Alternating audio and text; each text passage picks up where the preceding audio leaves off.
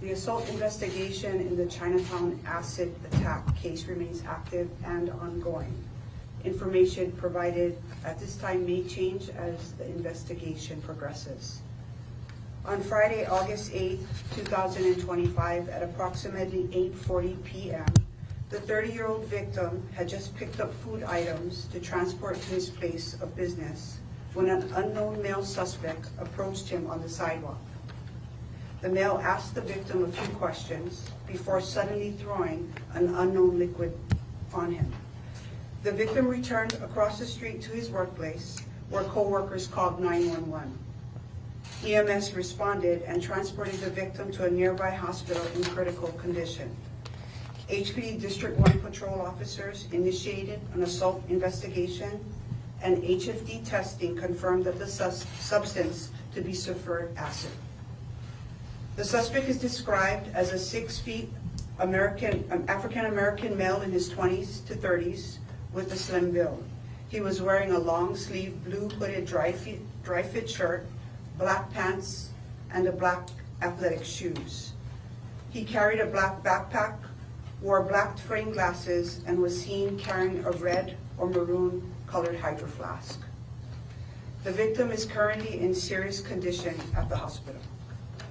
Police works with the community by our side, so we're asking anyone with information to call 911 or Crime Stoppers at 808-955-8300. We ask the public to remain vigilant, be aware of your surroundings, and report any suspicious behavior to authorities immediately.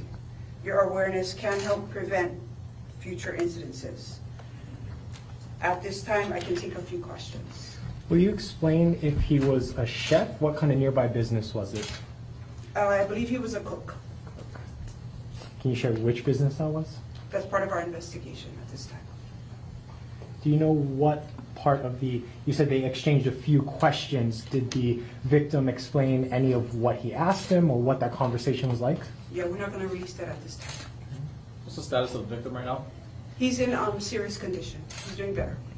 And has he been able to help try to identify the suspect? Like, did he know him or anything like that? I have photos that I am going to share with you after you ask a few questions. Yes, he has been helpful. So you folks do have images of the suspect? Yes, we're going to share them with you after you guys ask some questions. Any previous relationship or anything? Do they know each other? According to the victim, no. There have been acid attacks in the past with sulfuric acid. Where are they getting this from? We don't know exactly where because suspects didn't provide us a statement, but you can get them at like Grainger stores. Hospitals use them for cleaning. It's in Drano, so it's in household items. Any early searches, well, if the suspect's still at large, what do you know about him in terms of any potential criminal history, or did he match any records of past incidents? He didn't match the description of the past incidents. We don't know who he is, so I can't tell you what his criminal history is at this point. I do have a few photos right here from our some surveillance nearby, and I'll place them on the table. They will also be, our PIOs will email them to you as well.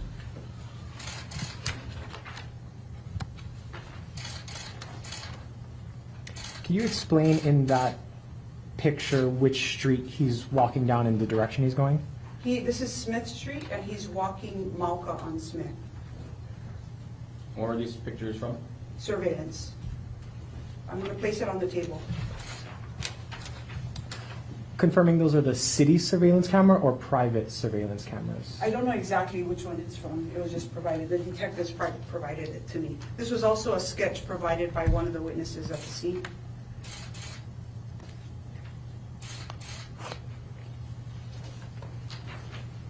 This will also be emailed to you.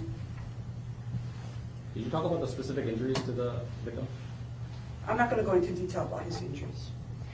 I want to ask HPD to respond. This incident happened 5 days ago, and this is the first official press conference we're having on this. A lot of people in the community are concerned because this guy's still out on the run. What's your response to the people who are concerned, and also explain why it took 5 days to gather these early details? Part of the reason is the surveillance video footage has to be recovered. When we rely on other parties, it did happen on a Friday night, which Saturday morning is where we're gonna try to get businesses. Some businesses were closed. The victim himself was suffering from his injuries, so he was unable to provide us with a statement immediately. And the witnesses, there was some language barrier, which we have to rely on interpreters. So it was a little bit of more of a process than something we would deal with where people were open and they were able to tell us a lot. So yeah, it was a little bit longer, but the investigation was active from the beginning. At this time, do you guys feel that this was an intentional attack or this was just some random attack? That's still part of our investigation. I don't want to say what we feel. I just going off of what we know. And what we do know is the victim said he did not know him. That's what we were told. But the investigation may change. That may change depending on how the investigation progresses. I also know a nearby business had a broken window, a damage. It sounds like it was kind of a rowdy Friday night.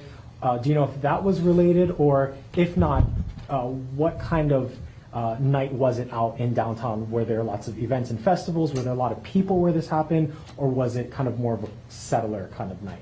I don't know about the rest of downtown that night. You can check with the patrol districts or with our PIOs. They'll be able to assist you with that. As far as our investigation with the damaged window, it doesn't appear to be related that we're aware of.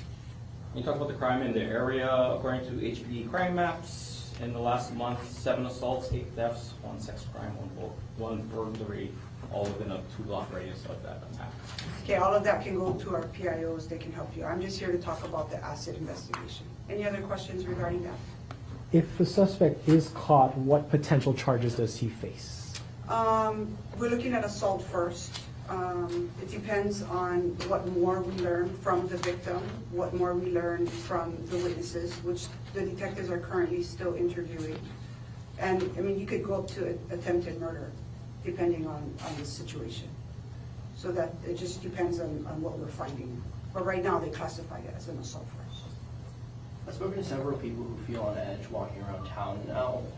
What advice would you provide them to make sure that their safety is okay and to make them feel more at ease when they inevitably walk through the street at night? Definitely be more vigilant, be aware of their surroundings. You know, a lot of people nowadays like to be on their cell phones with their head down. They need to pay attention to what's going on.